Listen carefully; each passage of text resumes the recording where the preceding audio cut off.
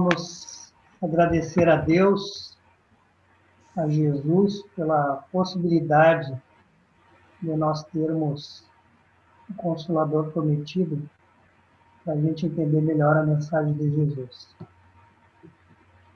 Hoje, o nosso tema aí, que eu estou dividindo com vocês,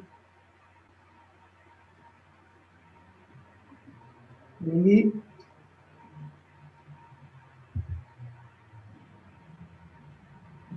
vai tratar do mundo normal ou primitivo, né? Vocês sabem que na semana passada a gente começou a parte segunda do Livro dos Espíritos. E eu, para dar continuidade nesse estudo, eu achei que valia a pena a gente ver de novo algumas considerações que já foram feitas, especialmente na aula passada, para a gente ir sempre fixando alguns pontos para a gente entender realmente o Livro dos Espíritos, que é o objetivo de nós estarmos aqui estudando. Então, primeiro eu queria recordar com vocês alguma coisa que a gente já falou, que o Livro dos Espíritos está dividido em 4 partes, né? A primeira parte é das causas primárias, que a gente já estudou. Nós comentamos que cada parte dessas, do Livro dos Espíritos, vai dar origem a uma outra obra que também é da codificação de Allan Kardec. Alguém lembra aí para me dizer as causas primárias em que obra Kardec vai abordar posteriormente?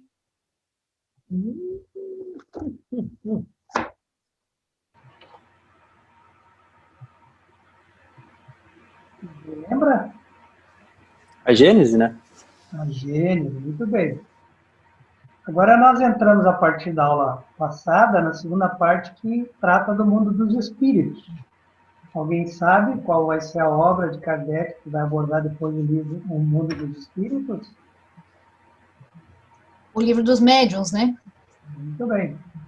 Depois nós vamos mais adiante entrar na parte terceira, que trata das leis morais de Deus. Qual o livro que vai tratar das leis morais? O Evangelho. Quem respondeu aí pode responder um pouquinho mais alto. Acredito que seja o Evangelho, né? Evangelho segundo o Espiritismo. Então, portanto, a parte quarta do Livro dos Espíritos, que trata das esperanças e consolações, vai ser tratada no céu e no inferno, né? E assim nós temos, então, o Livro dos Espíritos estudado novamente através de 4 obras de Allan Kardec.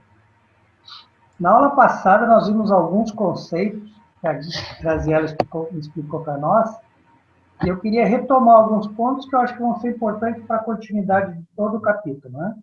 Então, eu elenquei ali por questões, mas eu peguei só o essencial de cada questão.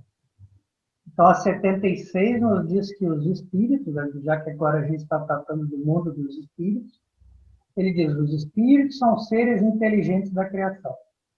Porque nós sabemos que na criação existem outros seres que não são inteligentes. Eles povoam o universo fora o mundo material. Povoam o universo fora o mundo material. Aqui, especificamente, ele não está dizendo que os espíritos não reencarnam, né? Na 77, ele diz que os espíritos são obras de Deus. Na 78, ele diz que os espíritos tiveram um princípio, né? Que a gente ainda não tem capacidade para entender o modo pelo qual Deus nos criou, e nem condição de saber qual foi o momento em que Deus nos criou. Na 79, que eu acho que é sempre uma questão que eu gosto de reforçar, que é importante para a gente decorar, é que há 2 elementos gerais do universo, um elemento que é o inteligente e um que é o material. Os espíritos que nós vamos tratar aqui, eles são formados desse elemento inteligente, né? Que é também chamado de elemento espiritual, ou princípio espiritual. Eu vou aqui só lembrar vocês a questão 27, que já tratou também disso, que eu considero importante para nós fixar isso. Quando perguntado se havia só 2 elementos gerais do universo, a matéria e o espírito, os espíritos responderam para Kardec sim. E, acima de tudo, o Criador formando a Trindade Universal. Então, é sempre o Criador, que é Deus, que criou 2 coisas. criou um princípio que é inteligente, que tende à perfeição, que se vale de um segundo elemento que Deus criou, que é a matéria, para que essa perfeição seja atingida. Então, é um fim, é um propósito na criação e um meio pelo qual ela se realiza. Na 80, nós vimos que Deus continua sempre criando, a criação permanente, né? Que Ele cria os espíritos pela sua vontade, mas que é um mistério para nós essa criação, reforçando. Que os espíritos são imateriais, porque a sua essência diverge daquilo que nós chamamos de matéria, né?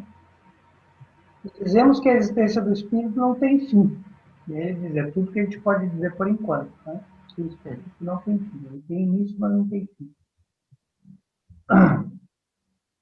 Aí eu quis trazer para vocês o item 55 do capítulo 1, lá da segunda parte do Livro dos Médiuns. Veja bem, nós falamos aqui que essa parte que nós estamos estudando, ela é depois melhor tratada no Livro dos Médiuns. Então, eu quis trazer lá do Livro dos Médiuns esse item 55, que quando no capítulo 1 é falado da ação dos espíritos sobre a matéria, ele nos vai fazer entender alguma coisa que eu acho que daqui para frente é importante nós entendermos e termos claro. Então, em alguma questão anterior, e até no Livro dos Espíritos nós vamos ver isso, que Kardec tentando entender melhor o espírito, os espíritos concordam que o espírito poderia ser uma chama ou uma centelha, porque basicamente não sendo matéria, ele não tem forma. Né? Então, para nós entendermos, estariam aqui dizendo que o espírito é alguma coisa semelhante ao que nós perceberíamos pela luz que ele emana, né? Tanto é que é uma chama ou centelha.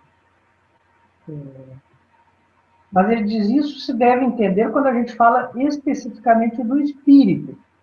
O espírito que é esse ser individual, que tem capacidades intelectuais e que tem uma vida moral, né? Mas ele faz um alerta, esse alerta que me interessa, porque eu já tinha comentado isso na aula anterior.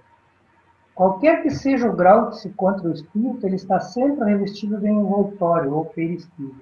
Isso aqui que eu queria chamar a atenção, porque nós falamos na última reunião, quando os espíritos responderam a respeito de ser ou não ser o espírito matéria, eles disseram que pode ser considerado uma matéria que tem essenciado. Eu falei, isso é porque os espíritos dizem que a gente nunca está sem o perispírito.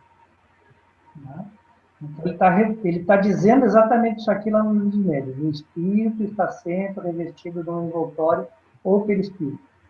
Bom, se o perispírito não é espírito, se ele é um corpo espiritual, um corpo político, um corpo elétrico, um corpo, enfim, que nos reveste na vida espiritual, não sendo espírito, ele é matéria.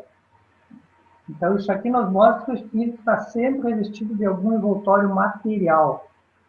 E esse envoltório cada vez fica mais etéreo à medida que o espírito se eleva. Continuando aí na mesma questão. De sorte que para nós a ideia de forma é inseparável da do espírito, porque o espírito está sempre com o perispírito. Por isso que a gente associa sempre o espírito em forma. Ele sempre se apresentará vestido de um perispírito. E não concebemos o espírito sem o perispírito. Vejam como isso nos faz entender. Então, o perispírito faz, portanto, parte integrante do espírito, como o corpo faz do outro. Então, quando a gente fala em espírito, a gente vai entender sempre essa inteligência, essa individualidade que tende à perfeição. Mas a gente vai entender que ele não vai se manifestar nunca. Ele nunca vai estar desprovido de um envoltório material. E é isso que às vezes faz alguma confusão. O perispírito, só por só, não é o espírito, do mesmo modo que só o corpo não constitui o homem. Portanto, o perispírito não pensa, claro, ele é matéria. Ele é para o espírito o que o corpo é para o homem, o agente e o instrumento de fação.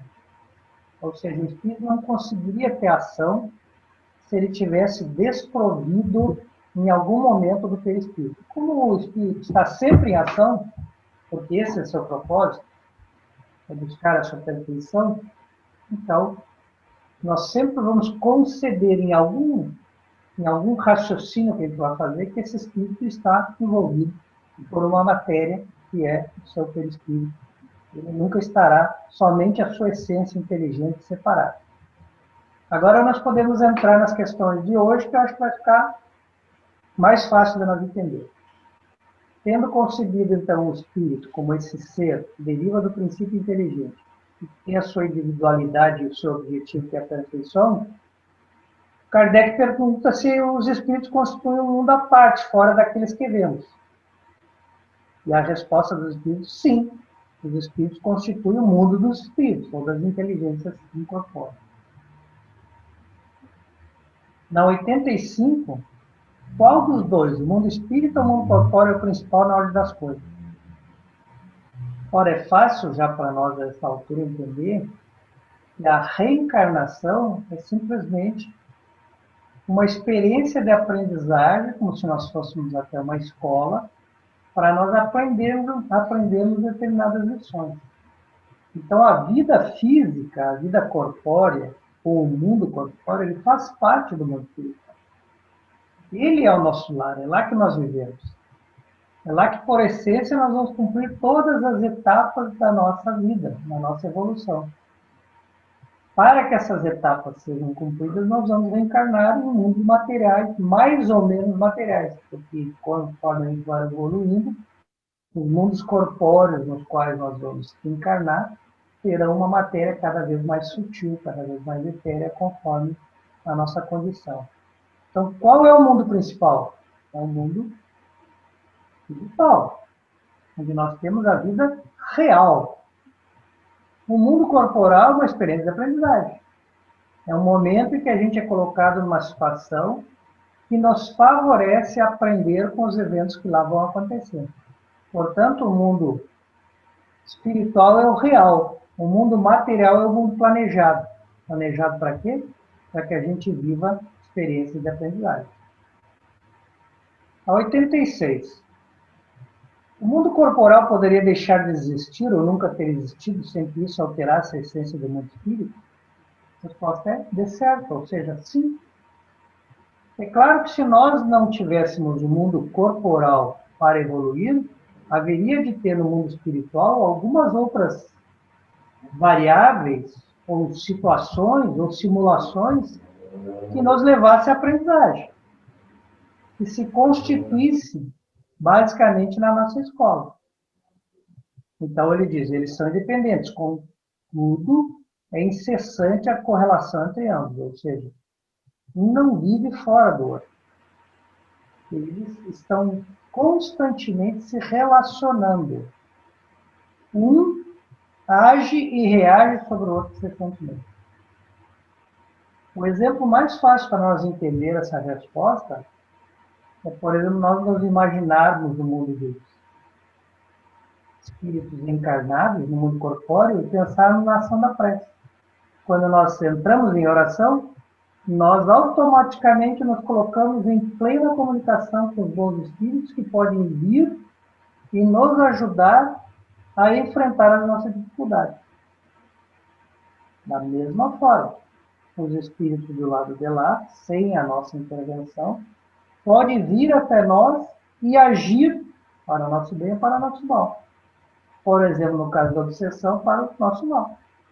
Quando a gente permite, através de um pensamento que não é vigilante, um pensamento que acaba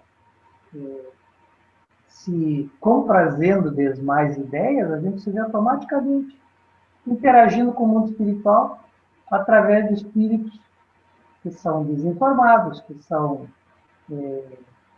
ainda não estão prestando serviço para o bem, que vem nos ajudar a fazer ou nos influenciar a fazer um mau ato. Então, essa relação ela é muito rápida, ela é muito constante, a tal ponto que no Livro dos Espíritos foi perguntado sobre se os espíritos influenciavam nossas ações e pensamentos, se não me falha a memória, na questão 459, e a resposta foi que ele, a mais das vezes, nos dirige, ou seja, a inteligência dele é tão grande E muitas vezes nós estamos sendo dirigidos nas nossas ações de pensamento pelos espíritos. Sejam pelos espíritos do bem, sejam pelos espíritos do mal, conforme assim a nossa vontade. É a nossa vontade que vai determinar que companhia nós vamos ter. A 87 talvez seja a questão mais interessante de todas essas.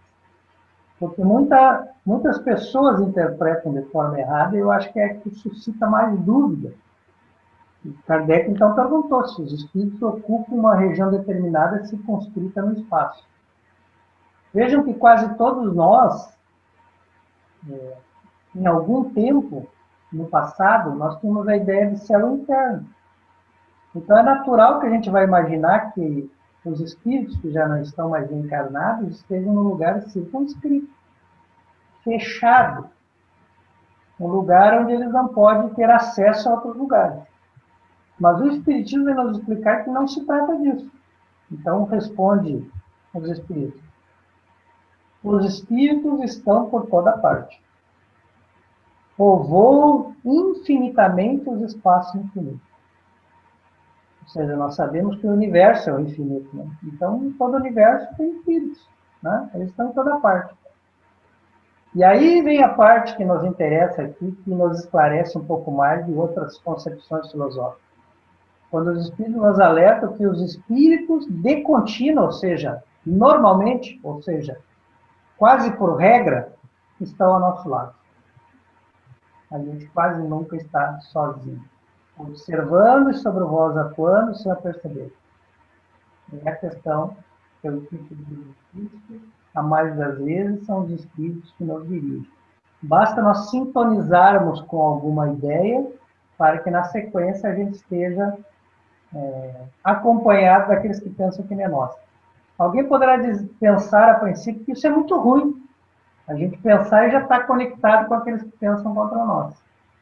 Mas se nós entendermos que nós estamos caminhando para pensarmos de forma egoísta no individual e pensarmos no coletivo, e se nós pensarmos que nós deveríamos pensar coisas boas, que estamos há tanto tempo sendo instruídos sobre os nossos pensamentos, nós vamos ver que o propósito disso é facilitar as nossas realizações. Porque sempre nós pensamos no bem, nós estamos sendo ajudados.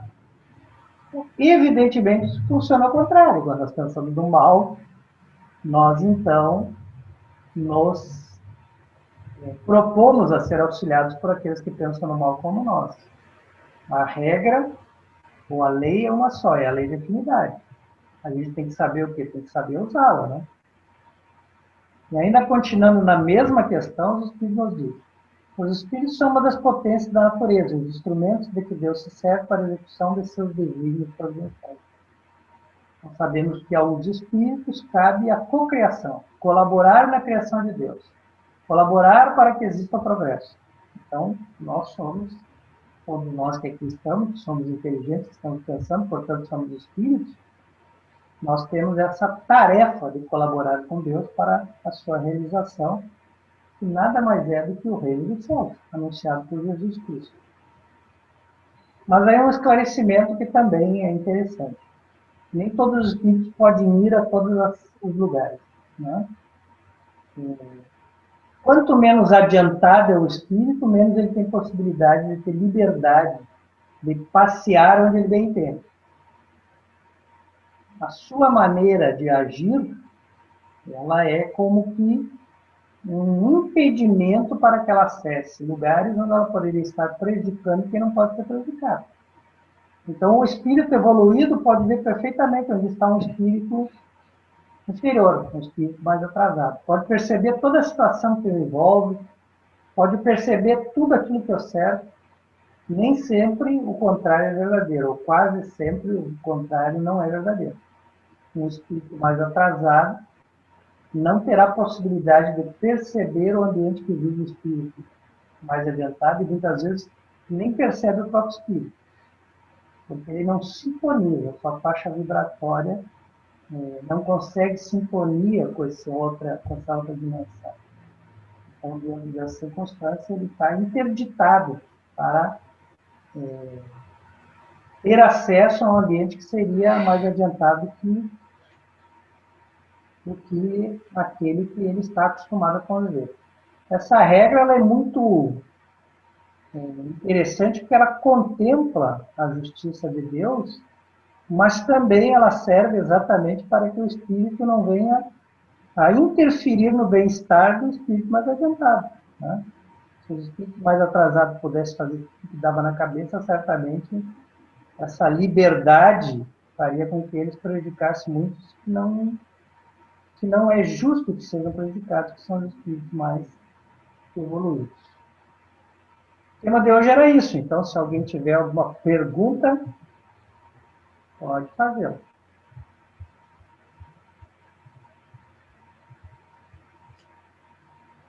Vou entrar no nosso bate-papo aqui, se alguém quiser perguntar pelo bate-papo, ou se quiser fazer pergunta.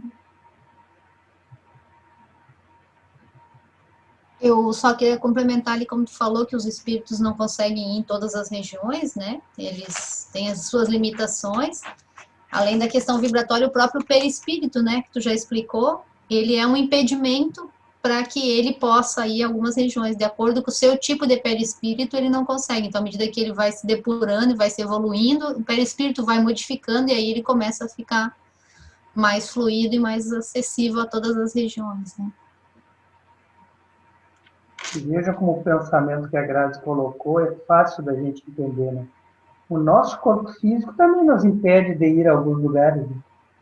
A gente não pode amanhã ir na França sem pegar um avião. O nosso corpo físico não permite esse deslocamento tão rápido. Então, na verdade, o condicionante me parece ser exatamente a matéria, né? Assim como o corpo físico nos limita aonde a gente pode ir, né? Assim como o corpo físico nos limita aquilo que nós podemos enxergar, ouvir, né? Alguém que tenha dificuldade na visão não consegue ver o que alguém que não tenha dificuldade. Alguém consegue ouvir muito melhor do que outro. Então, o limitante é a matéria. Quando a gente desencarna, a gente não está livre da matéria. Eu não mostrei ele, o item 55 do livro dos Médiuns, capítulo 1, que diz exatamente isso, que a gente sempre está com a nossa vestimenta fluídica. E aí essa vestimenta fluídica, ela também tem os seus órgãos sensoriais. Talvez não sejam exatamente os 5 órgãos que a gente está acostumado a relacionar ao corpo físico. Pode até ter alguma semelhança, mas não são iguais. E essa possibilidade desses órgãos perceberem o local onde nós estamos, ela é limitada pelo perispírito. Então, quanto mais nós evoluímos, mais a gente tem capacidade de ter a nossa capacidade de perceber ampliada e, consequentemente, isso nos dá mais liberdade. Mas isso depende do quê? Isso depende de nós aumentarmos a nossa responsabilidade. E nós sermos mais responsáveis pelas nossas ações.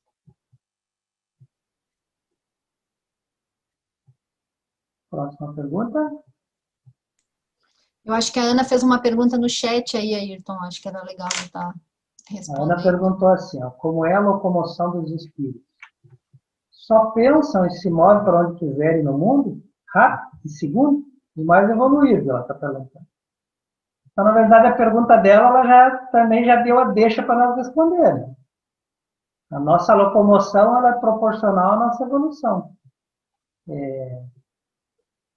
A nosso perispírito, ele vai determinar um determinado grau de matéria que é mais denso ou menos denso.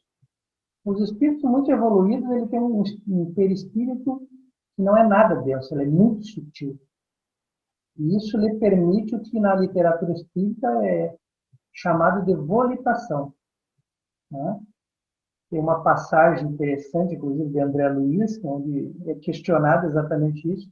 Por que os espíritos que foram retirados de uma zona de sofrimento demoram tanto tempo para fazer o deslocamento até o nosso lar? E aí, então, o Aulus responde e vai explicando tudo acerca disso, onde ele diz, resumidamente, o seguinte, que os espíritos mais evoluídos que estão na caravana não tiveram problema nenhum de fazer a volitação ao vir para a Terra. E não teriam problema nenhum de voltar de forma através dessa volitação, que é muito rápida, né? Como disse a Ana Paula, pensa e já está lá, né? É mais ou menos isso.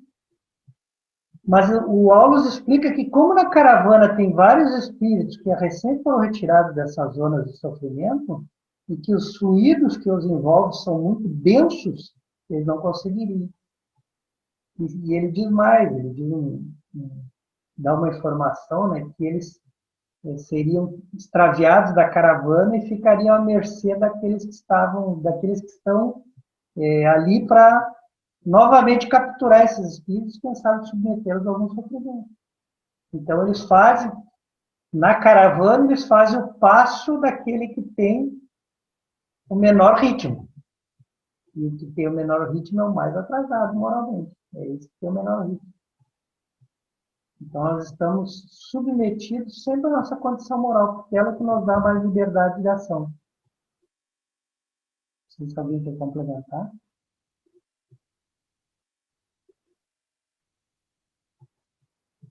Eu vou colocar um raciocínio que eu tive quando eu estava estudando o tema, que eu acho que é inevitável, né? Que é a gente pensar assim, por que nós, homens, ainda não fomos a Marte, não conhecemos ainda os marcianos?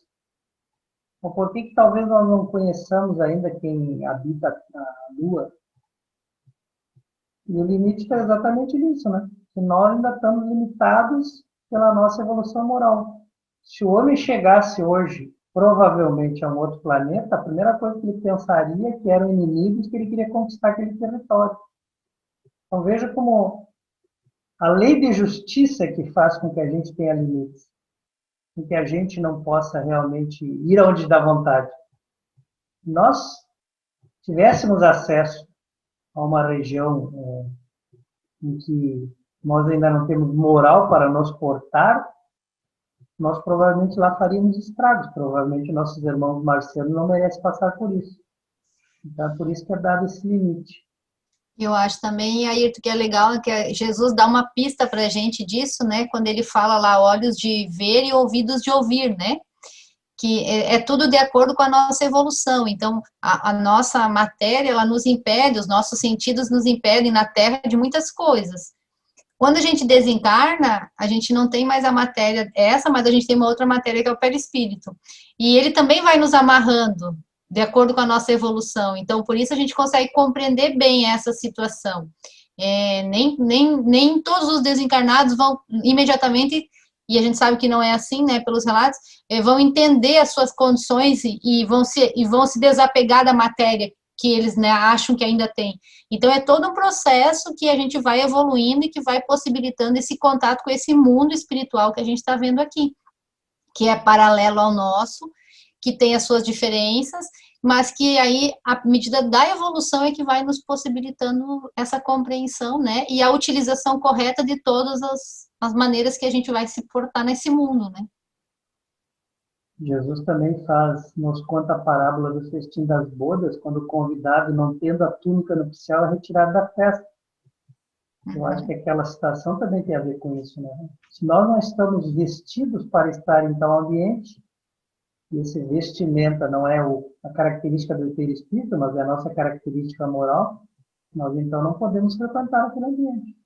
E essa parábola, ela tem essa relação com essa questão a 87, onde ele fala que os locais que os espíritos ficam não são circunscritos, são locais onde o teu pensamento vai te conectar. Então, se a minha evolução moral, ou seja, a roupa que eu estou vestida, que Jesus, né, utiliza essa referência, essa analogia, não está adequada, eu não vou me conectar com um grupo espiritual mais evoluído, eu vou me conectar com aquele grupo ainda muito embrutecido, e aí eu vou me conectar com, de repente, lá uma situação de sofrimento ainda. Então, o meu pensamento, vai ser a minha evolução moral, é ligada ao meu pensamento que me conecta com o local aonde eu vou estar habitando nessa situação. Por isso que ele não é circunscrito, porque ele é paralelo ao nosso mundo, misturado, e vai modificando à medida que a gente vai evoluindo. É bem interessante pensar dessa forma. Que nos permite dizer que nós podemos ir até onde o nosso pensamento consegue vibrar. Esse é o nosso limite. Exatamente. Se a gente só consegue vibrar nas camadas mais materiais do mundo, é só até ali que a gente vai. E isso a gente treina aqui na matéria ainda, quando a gente vibra também no nosso pensamento, mesmo preso nessa matéria que a gente está, que é o corpo carnal, muitas pessoas, pelo pensamento, elas entram em verdadeiros estados mentais de inferno, por exemplo, né, de depressão, de problemas que muitas vezes pelo seu próprio pensamento. Então, mesmo aqui preso na matéria, espíritos que somos, nós também conseguimos fazer essa vinculação através do nosso pensamento e nos colocamos em situações de extrema felicidade ou de extrema angústia pelos nossos pensamentos. E isso se amplia muito mais depois de desencarnado, onde a nossa consciência amplia. Então, a gente consegue compreender que, na verdade, isso é uma evolução. Assim como alguns atingem o êxtase e vivem no paraíso aqui, nesse mesmo mundo. Aqui, exatamente. Então, gente, eu vou encerrar a nossa primeira parte, para que a gente, então, retorne aqueles que tiverem mais alguma dúvida, agradecendo a Deus e a Jesus por termos essa possibilidade de trocar essas informações acerca do Livro dos Espíritos. E tenhamos todos uma boa semana.